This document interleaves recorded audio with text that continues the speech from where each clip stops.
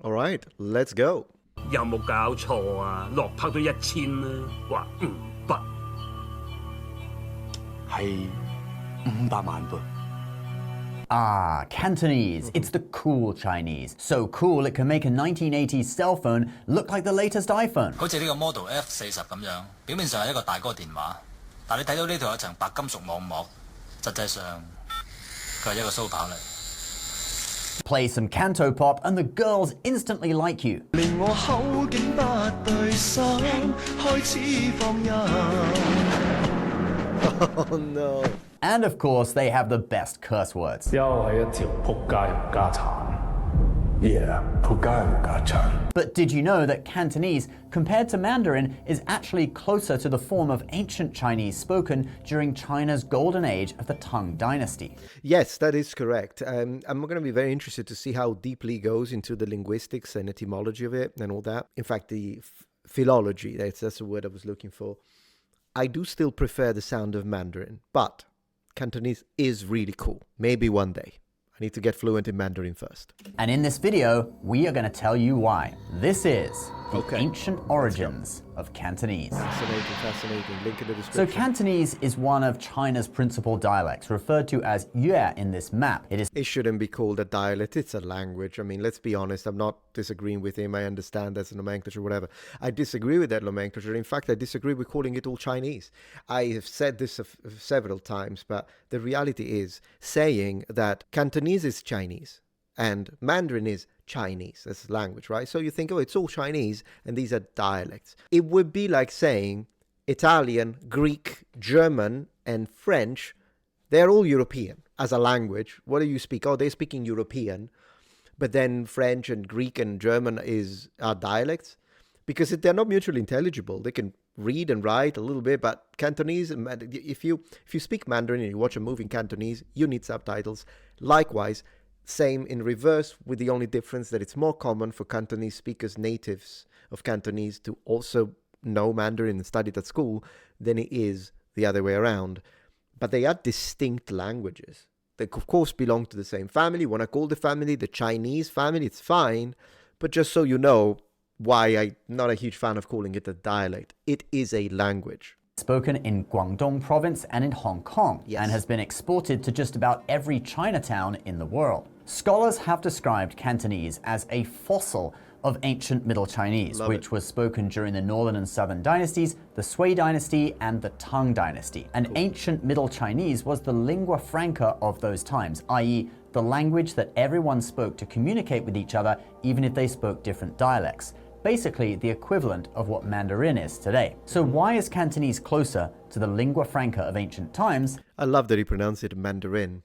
Than Mandarin is? Well, we can look at 3 areas: vocabulary, grammar, and pronunciation. Let's start with vocabulary. Many of the words used in Cantonese, especially verbs, are exactly the same as what was used in ancient China. If you have studied classical Chinese, you will easily notice this. And these verbs are no longer in use in spoken Mandarin. For example, let's talk about verbs to do with eating food. The verb to eat in Cantonese is se. This is used in classical Chinese too, but in modern Mandarin, they use the newer verb chi. Yeah, and that character there, this one is used, the one used in Japanese for taberu. And in fact, it is pronounced shi when you read it in the Sino-Japanese pronunciation, which is probably a like Japanized version of that period's Chinese, which is why is closer to this than it is to this. Fascinating indeed. The verb to drink in Cantonese is yam, but in Mandarin, they now use the word he. Yeah, this one, I don't know. Well, the character, yes, is the same that they use in Japanese for nomu.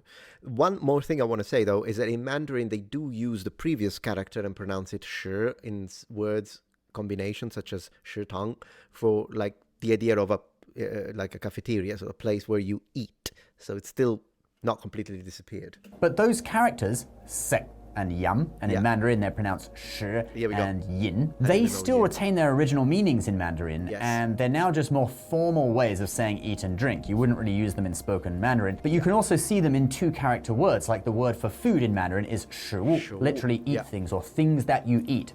Exactly, yeah. Or tabemono, it's exactly how you write it in Japanese for thing that you eat. Interestingly enough, 食物, yeah, for sure. 我喜欢吃中国食物. Then what about other verbs? Well, the verb to be in Cantonese is hai, whereas in modern Mandarin, they use the word shi. But if you look back only a couple of hundred years, you can see that same character, hai in Cantonese, which is pronounced xi in Mandarin, was in use in books like the classic novel 红楼梦 or Dream of the Red Chamber. That book was written in the vernacular, i.e. spoken Chinese, and based on the Beijing dialect of the time. Yet It is kind of weird to pronounce IE, to be honest. I know he's reading. You can tell he's moving his eyes. He's reading, and not a huge fan of creators.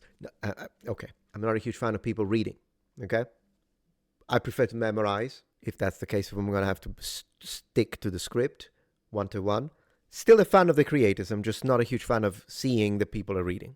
It's just me. You see this character used as the verb to be many times in the text. So the Beijing dialect, which evolved into modern Mandarin, lost that usage of that character, but it was retained in Cantonese. Now let's look at nouns. Cantonese retains more single character nouns than Mandarin, which were inherited from ancient Chinese. For example, the word for cup is bui in Cantonese, but in Mandarin, they add a zi on the end, so it's beizi. The word for eyes in Cantonese is ngan, and that same character is pronounced yen in Mandarin, but they add another character behind it for the word for eyes.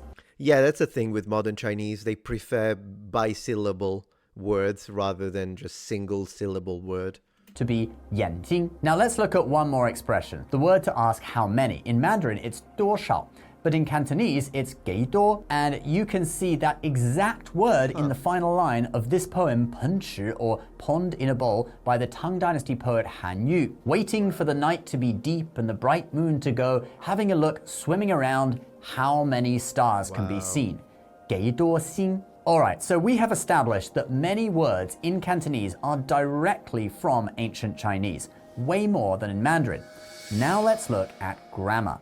Before we move into the grammar section, fascinating video as always. This happens a little bit on a much smaller scale with regional varieties or regional variations of Italian, if you will, or regional languages, of Italian.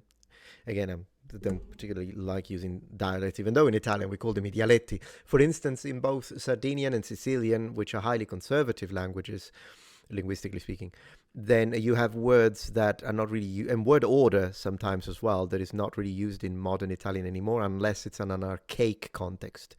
For instance, put the verb at the end. Sicilians do it, Sardinians do it, Latins did it, like people who spoke Latin, ancient Romans did it. Modern Italian doesn't do it anymore. In Sicilian, we do it mostly in emphatic clauses. And then another situation is the word like accattare, which means to buy. You'll find it in the Bible. It's just that it's mostly used in the South. So not really used in modern Italian everywhere else. We use comprare instead. But yeah. So it's much harder to know how close the grammar of Cantonese is to the spoken Chinese of ancient times, and that is because historically, Chinese people do not write in the same way that they speak. What was written down was formal, classical Chinese that would be grammatically different from what was spoken. But there are some clues to similarities. For example, in Mandarin, the word for rooster is gongji, but in Cantonese, they will say it the other way around, gei gong. Then another example is the phrase for thank you very much. In Mandarin, we say 非常感谢, like extremely thank you. But in Cantonese, they say 唔該晒, with the sai at the end playing the role of extremely or very much. This is a structure that existed in ancient Chinese, where the adverb was added at the end of a sentence as a supplement. To give you an idea, the original native tongue of Bruce Lee would be the one on the left. He spoke Cantonese natively. I imagine he must have known some Mandarin at least. Actually, I don't know how much Mandarin Bruce Lee knew. All right, so that is the grammar, the part we have least information about. Now let's get into talking about pronunciation, and we'll tell you why ancient Chinese poems are more likely to rhyme when you read them in Cantonese. It makes sense. I mean, English poems, if you read Shakespeare in modern English, it doesn't rhyme. But if you read it with a Middle English pronunciation, then it does rhyme. Like moon and blood, they both spell the same. Most likely they rhymed, morn and blood. So with pronunciation, there are two aspects to speak about. We have the tones, and we have the actual sounds of the words themselves. Let's talk about the tones first. All Chinese dialects are tonal languages, and tones in Cantonese are way more obvious, in my opinion, than in Mandarin. More obvious. Of course, they have a lot more and it's more complex. More obvious? I wonder what he means by that. Listen to this clip of Chow Yun-fat in God of Gamblers in Cantonese. 我跟你200萬，咁冇計啦。既然男龜玩到，咪陪佢玩下啦。Now listen to the same scene Mandarin. dubbed in Mandarin. 200万我跟了。那没辙，既然南大哥想玩，我就陪他玩玩吧。 I think most people will feel the Cantonese sounds way more sing-songy, Yeah, way more true. tonal, and Yes. you would be right. I wouldn't say, more tone. Okay, I won't be pedantic, yes. Because modern Cantonese has 6 basic tones, whereas Mandarin only has 4. But actually in Cantonese, there are 3 more tones called entering tones, or yapsang, or rusheng if you pronounce it in Mandarin, that don't exist anymore in modern Mandarin Chinese. If we add those in, we get 9 tones. What exactly are these entering tones? Well, if you look at them on this chart, they appear to be the same as tone 1, 3, and 6. But they're not, because they are words ending in the letters of P, T, or K, in what is called a glottal stop, where it feels as if the sound is cut off, like the word but, which means pen. You can hear how the T isn't really pronounced fully. That sound can then be voiced in high, medium, and low tones. Very interesting. Man, this is I didn't know this. Like I say, I haven't really studied Cantonese. This is phenomenal, phenomenal. I love it, love the information. But I remember my Cantonese professor in Cantonese 101 in university used the entering tone word, which is spelled F-U-K, to demonstrate the 3 entering tones, and repeated it over and over again to much laughter from us college students. Anyway, what are we talking about here? Oh, okay. How the tones of Cantonese are more similar to ancient Chinese. So the Qie Yun is an ancient Chinese rhyme dictionary that was published in 1601 AD during the Sui dynasty. The book was edited by a man named Lu Fayan. This book recorded the correct pronunciation and tone of individual Chinese characters at the time of writing. Modern Cantonese has 9 tones, and like we said, that can be lowered to 6 if you incorporate the 3 entering tones. But these 9 tones are identical to the tone system recorded in the Qie Yun. So modern Cantonese preserves the tonal structure of Tang Dynasty Chinese. The poets of the Tang Dynasty wrote their works according to the pronunciation standards laid out in the Qie Yun and its revised versions. Thus, if one reads Tang poems in Cantonese, the tonal structure will very likely match the original, and the poem is also more likely to rhyme. The tonal structure of Tang Dynasty regulated verse, or Lü Shi, split the tones into 2 categories, level tones and oblique tones. Cantonese has 3 different level tones, high, mid, and low, all of which could be placed in the level tone category. Fantastic. Mandarin only has the first tone as a level 1, yeah.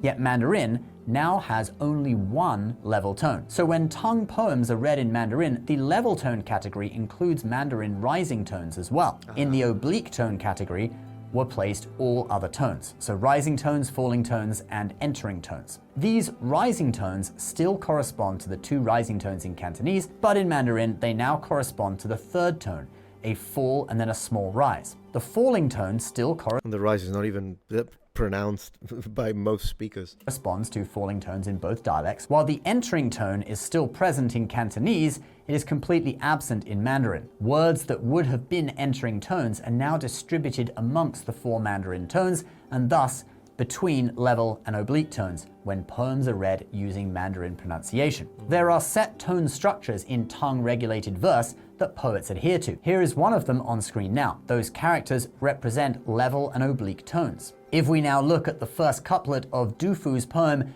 Enjoying the Rain on a Spring Night, it reveals how Cantonese preserves the original tonal structure due to the fact that it preserves the entering tone. This character is pronounced fart in Cantonese. No, not fart, but fart. Completely different. And it is an entering tone, which would fit into the oblique tone category that is required by the structure of this poem. Yet in Mandarin, it is pronounced fa, and would thus be a level tone, which would go against the tonal structure of the poem. It is worth noting that this character, which is pronounced si in Cantonese and shi in Mandarin, goes against the tonal structure in both Mandarin and Cantonese. This may be an example of the poet breaking the rules, or the Chinese character changing tones in Cantonese as well since it was written. Yet this example shows that while Mandarin has 2 tones that differ from the original tonal structure, Cantonese only has 1, thus showing that by preserving the entering tone, Cantonese remains closer to the tones of ancient Middle Chinese than Mandarin does. So that is the tones. But what about the actual pronunciation of the words? Didn't I say that ancient poems are more likely to rhyme in Cantonese? Let's talk about that. So in addition to tones, the actual rhyming structures in Tang poems are preserved better in Cantonese than in Mandarin. Let's check out this poem by Li Bai, The Broad Virtue of Delivering Han to Serve the Emperor. Is it Han Solo? No, I don't think so. Anything, Han?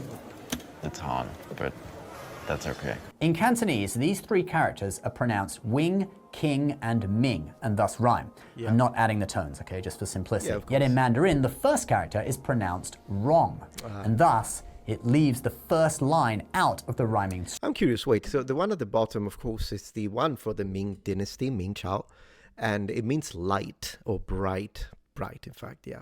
How do they do it and it's Ming? The G is nasalized.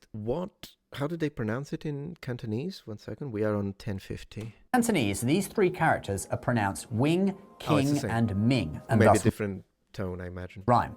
I'm not adding the tones, okay, just Man, for I wanted the simplicity. tone. Yet in Mandarin, the first character is pronounced wrong, and thus it leaves the first line out Makes it of the wrong. rhyming structure. While two of the characters do still rhyme in Mandarin, Cantonese preserves 3 rhyming characters, which is likely the complete original rhyme structure, as the third line was often left out of the rhyme. So all this shows you that Cantonese sticks closer to how the language may have sounded in ancient China. It's also not 100% the same, since it's over Obviously, yeah. 1,000 years since the end of the Tang dynasty. I'm sure many characters still change their pronunciation over time, even in Cantonese. But the structure of the language, in its tones and the verbs that it uses, and some of the pronunciation, still stick very close to what was used in the Tang dynasty.